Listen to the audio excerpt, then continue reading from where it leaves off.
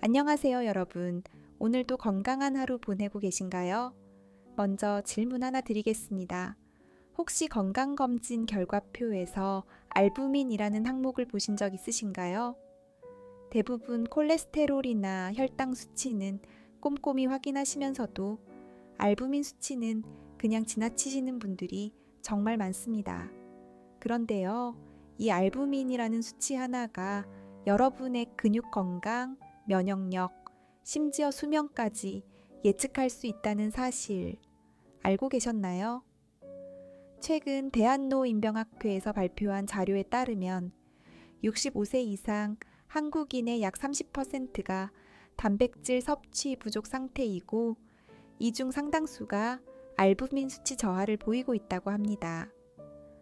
알부민 수치가 낮아지면 근감소증 위험이 높아지고 면역력이 떨어지며 상처 회복도 느려집니다. 쉽게 말씀드리면 우리 몸이 점점 힘을 잃어가고 있다는 신호인 거예요. 오늘 영상에서는 알부민이 정확히 무엇인지, 왜 나이가 들수록 더 중요해지는지, 그리고 매일 식탁에서 어떻게 단백질을 똑똑하게 챙길 수 있는지 하나하나 자세히 알려드리겠습니다. 특히 영상 후반부에는 바로 내일부터 실천할 수 있는 구체적인 식단 예시도 준비했으니까요. 꼭 끝까지 시청해주세요. 그리고 아직 구독 안 하신 분들은 구독 버튼 한 번만 눌러주시면 매주 여러분의 건강을 지켜드리는 알찬 정보를 받아보실 수 있습니다. 자, 그럼 본격적으로 시작하겠습니다. 자, 먼저 알부민이 정확히 무엇인지부터 알아보겠습니다.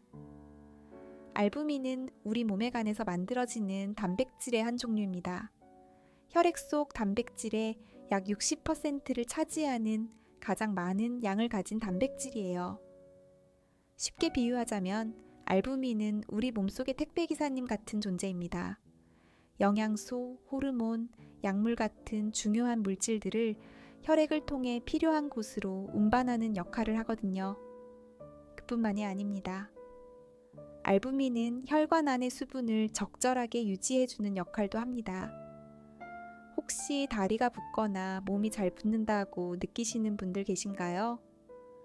이런 증상이 바로 알부민 수치가 낮아졌을 때 나타날 수 있는 대표적인 증상 중 하나입니다.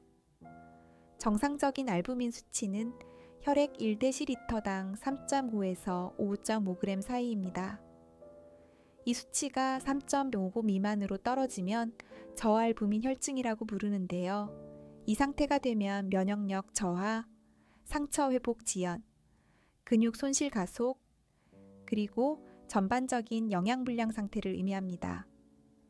대한내과학 회지에 실린 2023년 연구에 따르면 65세 이상에서 알부민 수치가 3점 미만인 경우 입원율이 약 2배, 사망 위험이 약 1.8배 높아지는 것으로 나타났습니다.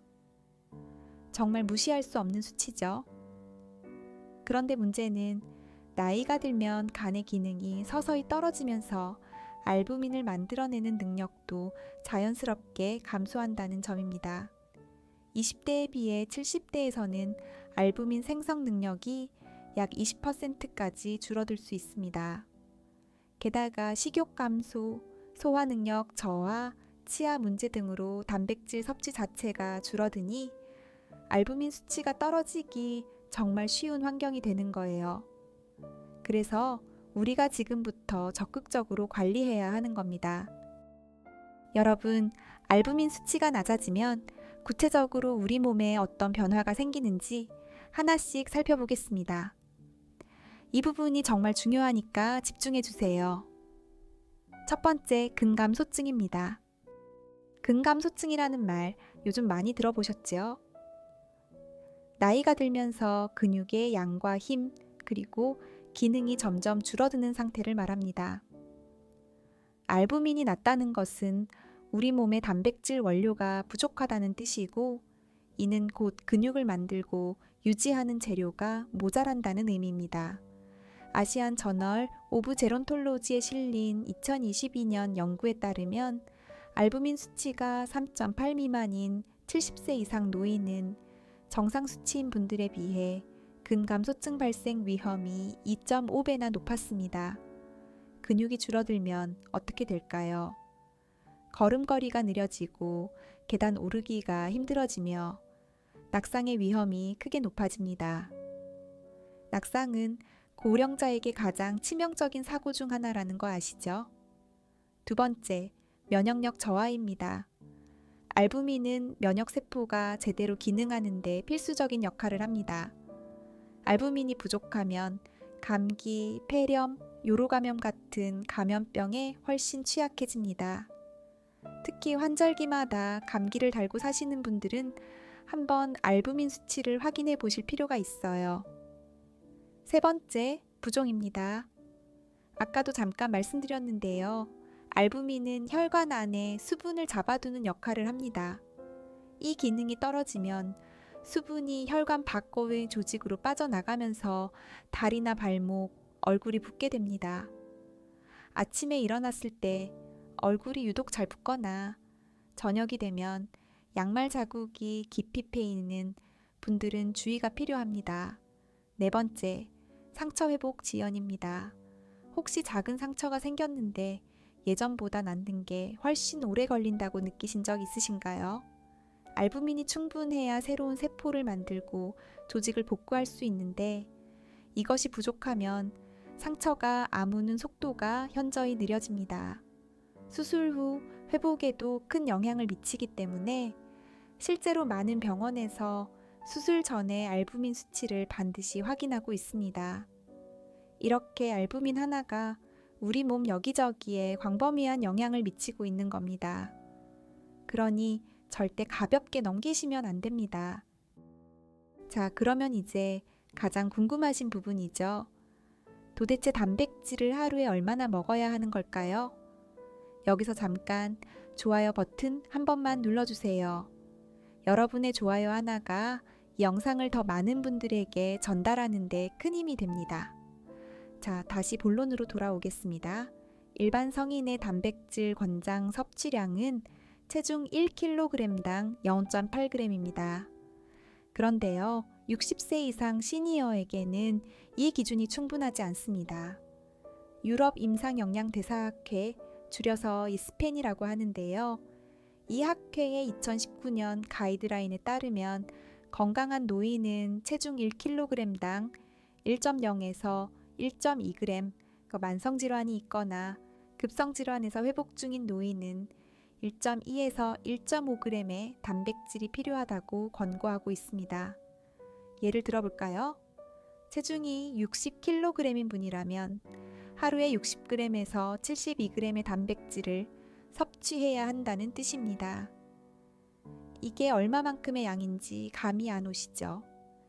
구체적으로 말씀드리면 달걀 한 개에 단백질이 약 7g, 두부 한 모가 약 3g, 닭가슴살 100g에 약 23g, 고등어 한 토막에 약 20g의 단백질이 들어 있습니다.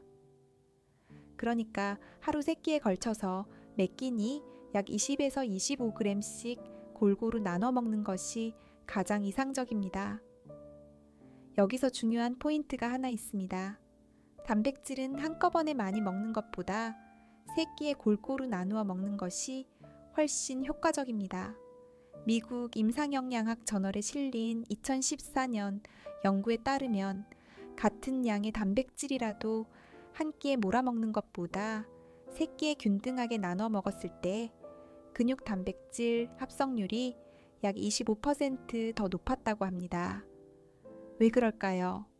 우리 몸이 한 번에 흡수하고 활용할 수 있는 단백질의 양에는 한계가 있기 때문입니다. 대략 한 끼에 25에서 30g 정도가 근육 합성에 최대로 활용되는 양이고 그 이상은 에너지로 전환되거나 배출되어 버립니다. 그러니 저녁에 고기를 많이 드시는 것보다는 아침, 점심, 저녁 매 끼니마다 적절한 양의 단백질을 꼭 포함시키는 것이 핵심입니다. 이제 어떤 음식에서 단백질을 섭취하면 좋은지 구체적으로 알려드리겠습니다. 시니어 분들의 소화 능력, 치아 상태, 그리고 맛과 구하기 쉬운 정도까지 모두 고려해서 정리해 봤습니다. 첫 번째, 달걀입니다. 달걀은 단백질의 왕이라고 할 수 있습니다. 가격도 저렴하고 조리법도 다양하며 소화 흡수율이 무려 97%에 달합니다. 하루에 한두 개씩 꾸준히 드시는 것을 강력히 추천드립니다. 혈중 콜레스테롤이 걱정되시는 분들도 계시는데요.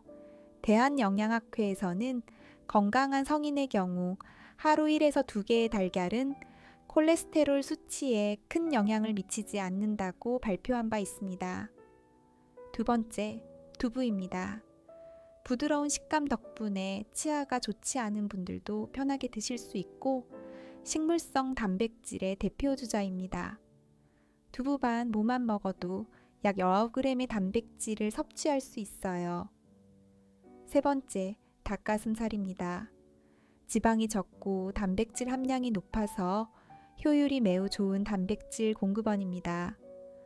다만 퍽퍽한 식감이 부담스러우실 수 있으니 찜이나 수프 형태로 조리하시면 부드럽게 드실 수 있습니다. 네 번째, 고등어입니다. 단백질뿐만 아니라 오메가3 지방산까지 함께 섭취할 수 있는 훌륭한 식품입니다. 구이로 드셔도 좋고 조림으로 드셔도 좋습니다.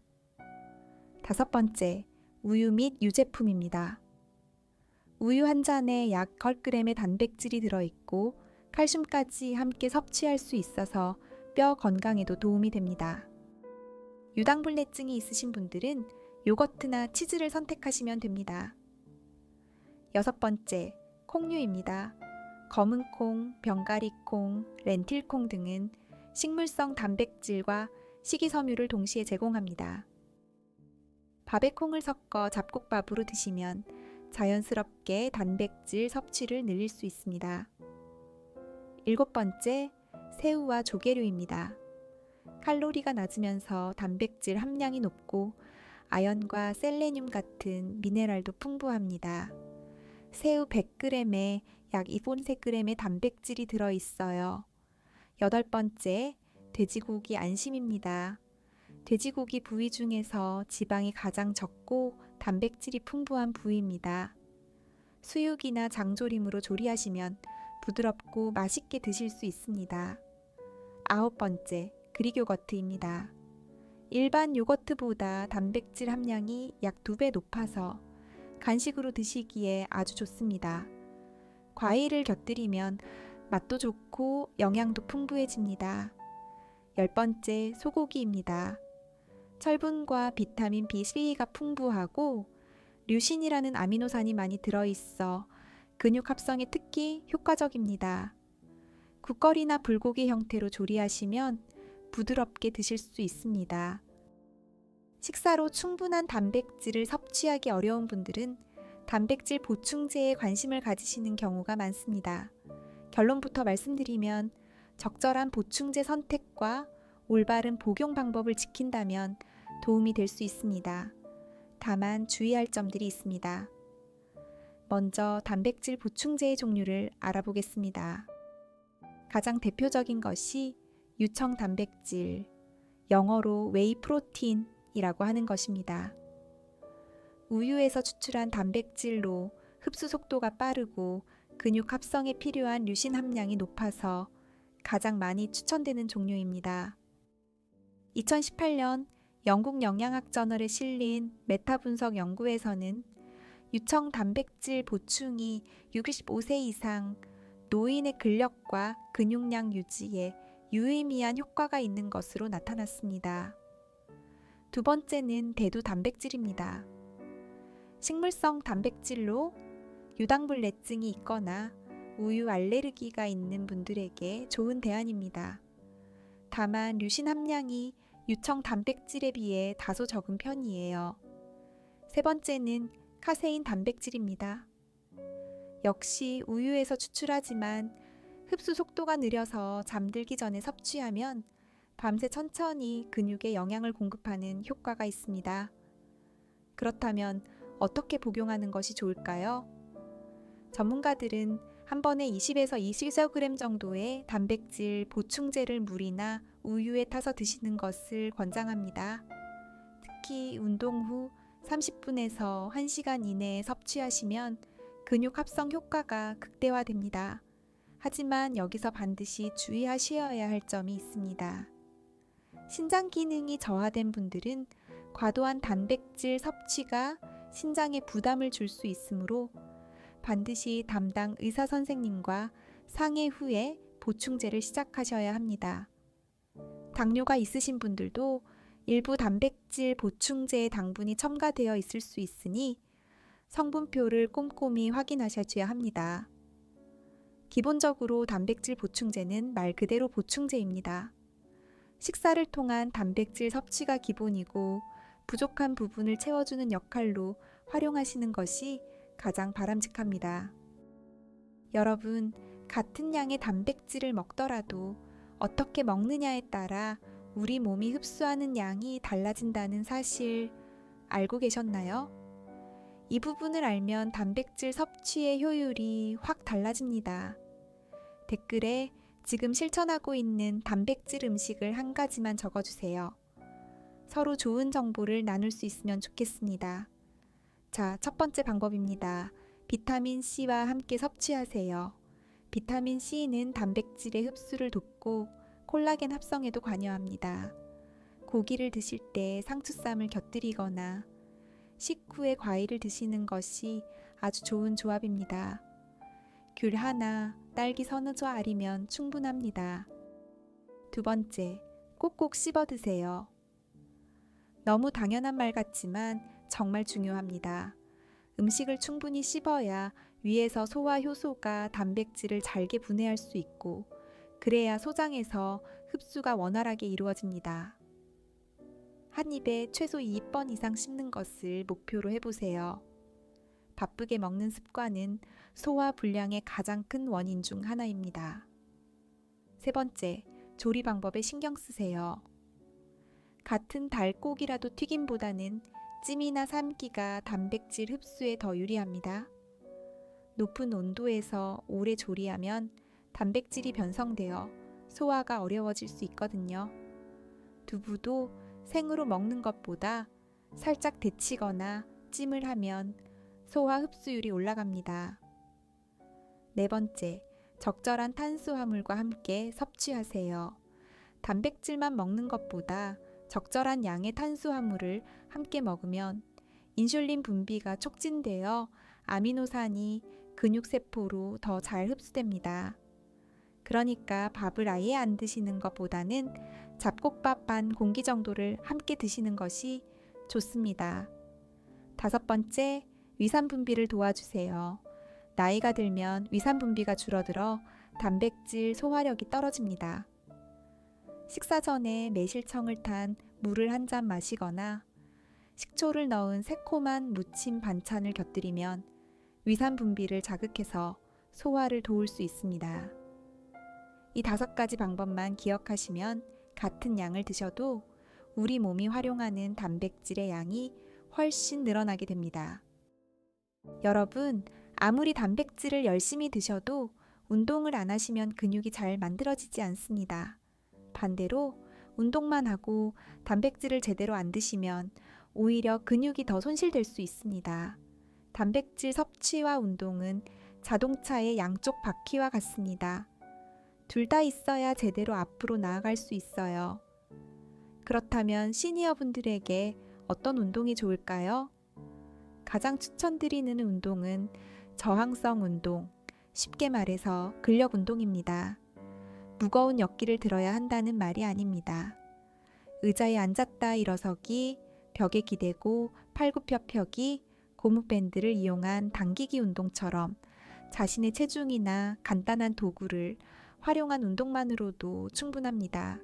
2020년 대한스포츠의학회지에 실린 연구에 따르면 65세 이상 노인이 주 3회 이상 저항성 운동을 하면서 체중 1kg당 1.2g 이상의 단백질을 섭취했을 때 10주 만에 근력이 평균 18%, 근육량이 약 5% 증가한 것으로 나타났습니다. 반면 단백질을 충분히 섭취하지 않고 같은 운동을 한 그룹에서는 근력 향상이 8%에 그쳤습니다. 차이가 2배 이상이죠. 운동 후 단백질 섭취 타이밍도 중요합니다. 운동이 끝난 후 30분에서 2시간 이내를 골든타임이라고 하는데요. 이 시간 안에 20에서 25g의 단백질을 섭취하시면 근육 합성 효과가 가장 극대화됩니다. 운동 후에 삶은 달걀 2~3개 또는 우유 한 잔에 바나나 하나를 드시는 것만으로도 훌륭합니다. 걷기 운동도 매우 좋습니다. 하루 30분 이상 빠르게 걷기를 하시면 하체 근력 유지에 도움이 되고 심폐 기능도 향상됩니다. 다만 걷기만으로는 상체 근육을 키우기 어려우니 간단한 근력 운동을 병행하시는 것이 가장 이상적입니다. 무엇보다 중요한 것은 꾸준함입니다. 일주일에 한 번 2시간 운동하는 것보다 매일 20분씩이라도 꾸준히 하시는 것이 근육 건강에 훨씬 효과적입니다. 자, 이제 이론은 충분히 알아보셨으니 실전으로 들어가 보겠습니다. 체중 60kg 기준으로 하루에 약 72g의 단백질을 어떻게 3끼에 나눠서 먹을 수 있는지 구체적인 식단 예시를 2가지 알려드리겠습니다. 먼저 식단 A입니다. 아침 식사로는 잡곡밥 반 공기에 된장찌개, 그리고 달걀 프라이 2개를 드세요. 여기에 멸치볶음 한 접시를 곁들이면 아침에만 약 32g의 단백질을 섭취할 수 있습니다. 점심에는 보리밥에 고등어구이 한 토막, 두부조림 반모, 그리고 콩나물 무침을 드세요. 이렇게 하면 약 38g의 단백질이 됩니다. 저녁에는 잡곡밥에 소고기 미역국, 닭가슴살 샐러드를 드시면 약 24g의 단백질을 섭취하실 수 있어요. 이렇게 하면 하루 총 약 74g으로 목표 섭취량을 충분히 채울 수 있습니다. 다음은 식단 B, 소화가 좀 더 편한 부드러운 식단입니다. 치아가 좋지 않거나 소화력이 약하신 분들에게 특히 추천드립니다. 아침에는 우유에 귀리를 넣어 끓인 오트밀 한 그릇에 삶은 달걀 2개, 그리고 그릭 요거트 한 컵을 드세요. 약 20g의 단백질입니다. 점심에는 연두부에 양념장을 곁들이고 새우살을 넣은 계란찜, 그리고 잡곡죽을 드시면 약 22g입니다.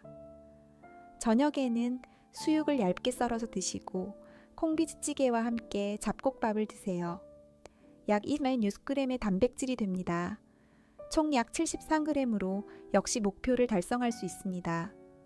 중간에 간식으로 아몬드 한 줌이나 두유 한 잔을 더하시면 금상첨화입니다. 아몬드 한 줌에 약 6g, 두유 한 잔에 약 8g의 단백질이 추가되니까요. 핵심은 특별한 음식이 아니라 우리가 평소에 쉽게 구할 수 있는 음식으로 매 끼니 단백질을 의식적으로 챙기는 습관을 들이는 것입니다. 이 식단표를 냉장고에 붙여 놓으시고 일주일만 실천해 보세요. 분명히 몸이 달라지는 것을 느끼실 수 있을 겁니다. 여러분, 오늘 정말 긴 시간 함께 해주셨는데요. 영상 끝까지 봐주셔서 진심으로 감사합니다. 오늘 내용을 간단히 정리해 드리겠습니다. 첫째, 알부민은 우리 몸의 건강 상태를 보여주는 핵심 지표입니다. 건강검진 때 반드시 확인하시고 3.5 이하면 담당 의사와 상담하세요. 둘째, 60세 이상은 체중 1kg당 1.0에서 1.2g의 단백질이 필요합니다. 3끼에 골고루 나눠서 드세요. 셋째, 달걀, 두부, 생선, 닭고기, 콩류 등 다양한 단백질 공급원을 활용하시고 비타민C와 함께 꼭꼭 씹어서 드세요. 넷째, 적절한 근력 운동을 병행하시면 단백질의 효과가 2배로 높아집니다. 주 3회 이상 매일 20분이라도 꾸준히 해보세요. 건강은 하루아침에 만들어지는 것이 아니라 매일매일 작은 습관이 모여서 만들어지는 것입니다. 오늘 알려드린 내용 중에서 딱 한 가지만이라도 내일부터 실천해 보시면 어떨까요? 아침에 달걀 하나 더 드시는 것, 그것만으로도 훌륭한 시작입니다. 이 영상이 도움이 되셨다면 주변에 건강이 걱정되시는 분들에게도 꼭 공유해 주세요. 여러분의 공유가 소중한 분의 건강을 지킬 수 있습니다. 구독과 좋아요, 그리고 알림 설정까지 해주시면 앞으로도 검증된 건강 정보를 가장 빠르게 받아보실 수 있습니다. 댓글로 궁금한 점이나 다루어 줬으면 하는 건강 주제가 있으시면 알려주세요. 최대한 반영해서 다음 영상을 준비하겠습니다. 여러분 모두 오늘도 건강하고 행복한 하루 보내세요. 감사합니다.